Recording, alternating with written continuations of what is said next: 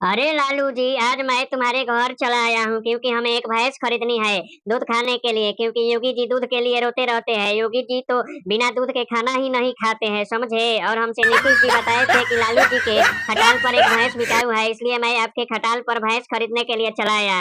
लेकिन लालू जी, आपका भैंस का कीमत क्या है, जरा हमें बताओ तो। अरे मोदी जी, आज बहुत ही खुशी की बात है कि आप हमारे यहाँ भैंस खरीदने के लिए चले आए हो।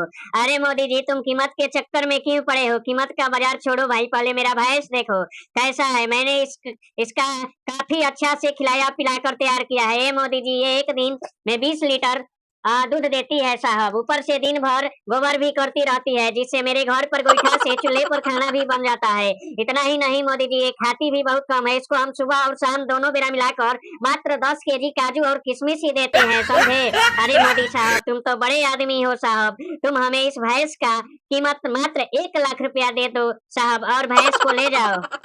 लेकिन लालू जी, आपने भैंस को देखने में ऐसा आपके भैंस को देखने में ऐसा तो नहीं लगता है कि आप इस भैंस को काजू किशमिश खिलाकर तैयार किए हैं, क्योंकि ये इतना दुबली पतली है कि इसको मोदी जी अकेले ही हाँक कर अपने घर लेकर चले जाएंगे। ऊपर से आप कह रहे हैं कि एक दिन में 20 लीटर दूध देती है, लेकिन इसके थान बाट को देखने से ऐसा नहीं लगता है। ये कम से कम दोनों बेरा मिलाकर 10 लीटर ही दूध देती होगी। लेकिन लालू जी, एक बात बताओ, आप इस भैंस को 70,000 रुपया में मोदी जी को बेच दो।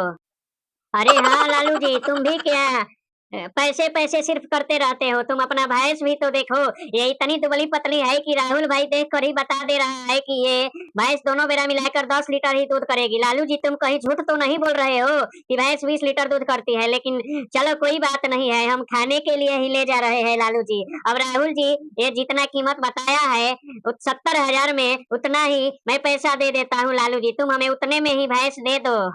अरे मोदी जी, तुम क्या कह रहे हो कि राहुल ने जो कह दिया उतने में ही भैंस दे दो?